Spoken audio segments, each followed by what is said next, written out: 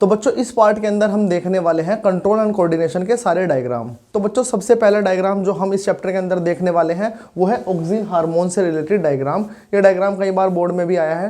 Plant के ऊपर जब सनलाइट पड़ती है ना तो ऑक्सीजन हार्मोन प्लांट की ग्रोथ को इफेक्ट करता है, तो वही डायग्राम हमें यहाँ पर बनाना है।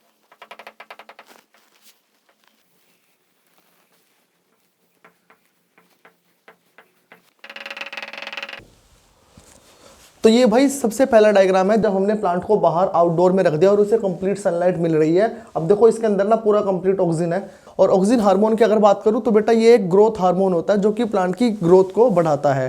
ठीक है, अब बना लेते हैं इसका एक सेकंड पार्ट। सेकंड स्टेज के अंदर क्या होने वाला है, सेकंड स्टेज के अंदर ना भाई जो पार्ट सनलाइट की तरफ है ना उस पार्ट के पास ऑक्सीजन कम हो जाएगा और जो पार्ट उससे दूर है, जो पार्ट उससे अवे है, वहां पर ऑक्सीजन की मात्रा ज्यादा होगी। तो ऑक्सीजन हार्मोन एक ग्रोथ हार्मोन होता है जो कि प्लांट की ग्रोथ बढ़ाता है।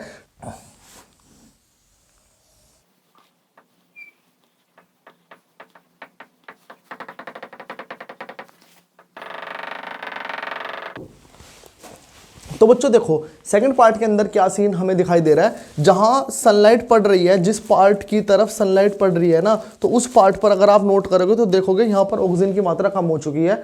तो सेकंड पार्ट के अंदर ये रहने वाला है। और जो दूसरा पार्ट है जो अवे फ्रॉम सनलाइट है, जो पार्ट प्लांट का, जो हिस्सा प्लांट का सनलाइट से दूर है, ठीक है, सनलाइट से दूसरी साइड है, अपोजिट साइड है, उस पार्ट पर आप देख सकते हो ऑक्सीजन की मात्रा भरपूर है।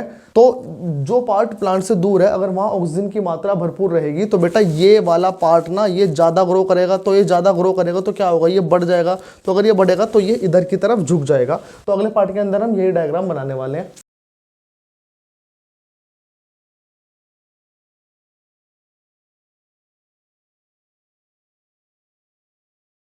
तो भाई अगले पार्ट की अगर मैं बात करूं तो देखो इस पार्ट के अंदर ना जहां पर सनलाइट पड़ रही है, जिस पार्ट की तरफ सनलाइट पड़ रही है, तो प्लांट उस तरफ झुक चुका है, उस तरफ बेंड हो चुका है। तो ये रहा हमारे पास भाई growth of plant in the presence of sunlight या फिर ऑक्सीजन हार्मोन वाला डायग्राम। अगर ये समझ आ चुका है तो बढ़ते हैं दूसरे डायग्राम की तरफ। तो बच्चों अगर मैं दूसरे डायग्राम की बात करूं तो दूसरा डायग्राम है effect of gravity on the growth of plant. तो इसे देख लेते हैं ये कैसे बनेगा।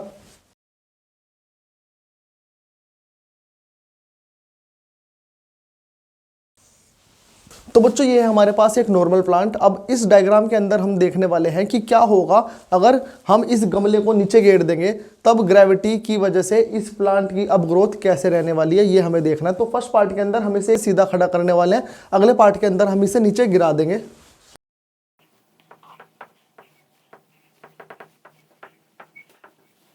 तो भाई ये बन चुका हमारा दूसरा पार्ट। अब तीसरे पार्ट के अंदर हम देखने वाले हैं effect of gravity on the growth of this plant. कौन सा पार्ट कहां ग्रो करेगा।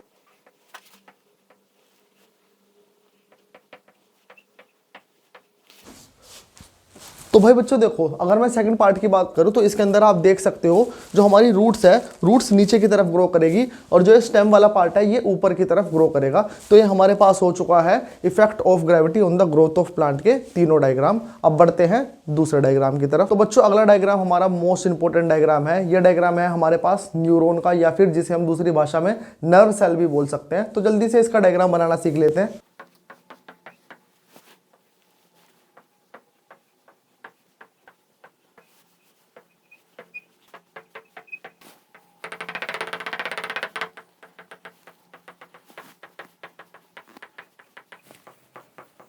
तो बच्चों ये हमारे पास एक नर्व सेल का डायग्राम या फिर आउटलाइन हम बोल सकते हैं कंप्लीट हो चुकी है। अब इसके पार्ट्स को लेबल कर लेते हैं। तो बच्चों देखो ये है हमारे पास सेल बॉडी, ये है न्यूक्लियस और ये है साइटोप्लाज्म। और बेटा इन्हें बोलते हैं, ये जो डंडी जैसी दिखाई दे रही है इन्हें बोलते हैं डेंड्राइट्स।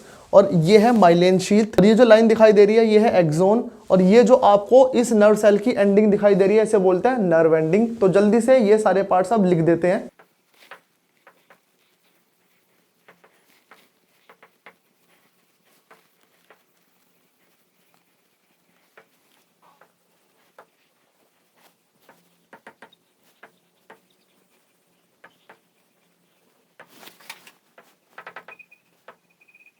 बच्चों ये हमारा न्यूरॉन या फिर नर्व सेल का डायग्राम कंप्लीट हो चुका है। आशा करता हूँ ये बनाना आ गया होगा। तो अब चलते हैं अगले डायग्राम की तरफ। तो भाई अगला डायग्राम मेरे पास है रिफ्लेक्स आर्क का। ये डायग्राम ना कई बार बोर्ड के एग्जाम में आ चुका है, तो इसे बनाना सीख लो।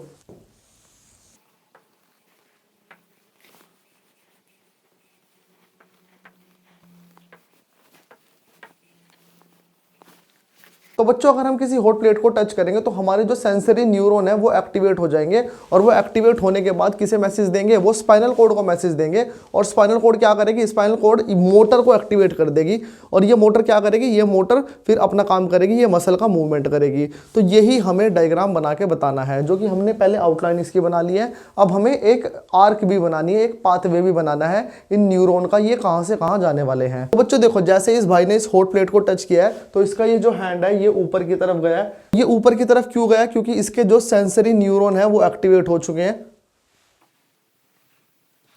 तो भाई सेंसरी न्यूरॉन जो मैसेज कैरी करने वाले हैं उन्हें हम यहां पर ऐसे ड्रॉ कर देते हैं। ये है हॉट प्लेट।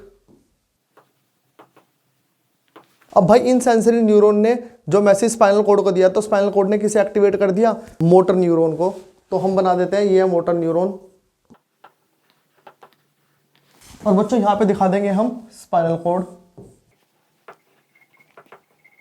और यहां पर ना एक अलग से हम दिखा सकते हैं रिले न्यूरॉन। रिले न्यूरॉन क्या होता है, रिले न्यूरॉन ना वो ऐसे न्यूरॉन होंगे जो कनेक्शन एस्टेब्लिश करेंगे किसके बीच में, सेंसरी न्यूरॉन और मोटर न्यूरॉन के बीच में जो कनेक्शन एस्टेब्लिश करते हैं उन्हें बोलते हैं रिले न्यूरॉन। तो ये भी आप बनाकर दिखा सकते हो। तो भाई ये हमारे पास एक रिफ्लेक्स आर्क का डायग्राम बनके कंप्लीट हो चुका है। अगर ये समझ आ चुका है तो अब बढ़ते हैं अगले डायग्राम की तरफ। तो बच्चों अब देख लेते हैं इस चैप्टर का मोस्ट इंपोर्टेंट डायग्राम, और तुम्हारे शरीर का भी सबसे मोस्ट इंपोर्टेंट पार्ट, जो कि है ह्यूमन ब्रेन।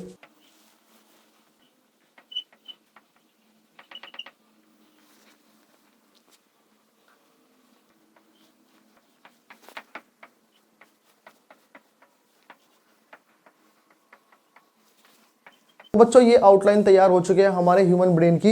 यार देखने में ना एकदम फूल जैसा नजर आ रहा है ना हमारा ब्रेन, वेरी गुड, अच्छा है। तो चलो अब इसे लेबल कर लेते हैं, एक एक पार्ट में आपको पहले बता देता हूँ। बच्चों हमारे ब्रेन के 3 पार्ट होते हैं। जो आगे वाला पार्ट है उसे बोलते हैं फोर ब्रेन, और जो बीच वाला पार्ट है उसे बोलते हैं मिड ब्रेन, और जो पीछे वाला पार्ट है उसे बोलते हैं हिंड ब्रेन।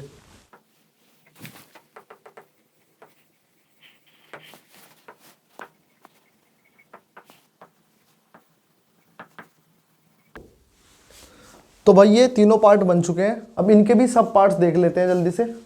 तो भाई ये जो फ्रंट वाला पार्ट है इसे बोलने वाले हैं हम सेरिब्रम। और अगर मैं यहाँ हिंड ब्रेन की बात करूँ तो हिंड ब्रेन के अंदर 3 पार्ट होते हैं। एक होता है पोन्स, ये होगा हमारे पास पोन्स, ये होगा सेरिबेलम, और ये जो नीचे वाला पार्ट है ये होगा मेडुला। और यहाँ पर ये एक पिट्यूटरी ग्लैंड भी है, और बेटा यहाँ पर एक स्पाइनल कोड भी होगी, ठीक है। और ये जो आपको दिखाई दे रही है ये है स्कल, जिसे आप खोपड़ी भी बोलते हो। अब जल्दी से इन पार्ट्स को लेबल कर लेते हैं।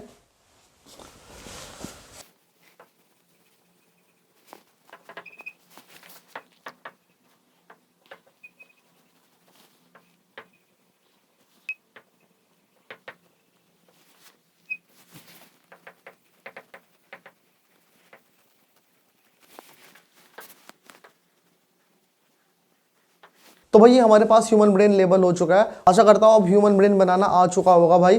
तो भाई इस चैप्टर के अंदर इतने ही डायग्राम इंपॉर्टेंट है जो हमने बनाने सीख लिए। अब भाई इसी के साथ ही हमारी बायोलॉजी के सारे इंपॉर्टेंट डायग्राम कंप्लीट हो जाते हैं। वीडियो के अगले पार्ट के अंदर हम कवर करने वाले हैं फिजिक्स के सारे इंपॉर्टेंट डायग्राम। तो बच्चों अगर आपको मेरी मेहनत थोड़ी सी भी दिखाई दे रही है तो प्लीज़ इस चैनल को सब्सक्राइब कर लेना और इस वीडियो को अपने दोस्तों तक शेयर कर देना। बेटा इस चैनल पर मैं हर एक वो वीडियो लेकर आने वाला हूं जो शायद तुम्हें कहीं और नहीं मिलने वाली। आप लोगों की पढ़ाई को मैं आसान बनाने वाला हूं, बस आप शिद्दत से पढ़ाई करते रहो। तो चलिए इस वीडियो के अंदर इतना ही रखते हैं, मिलते हैं नेक्स्ट पार्ट में।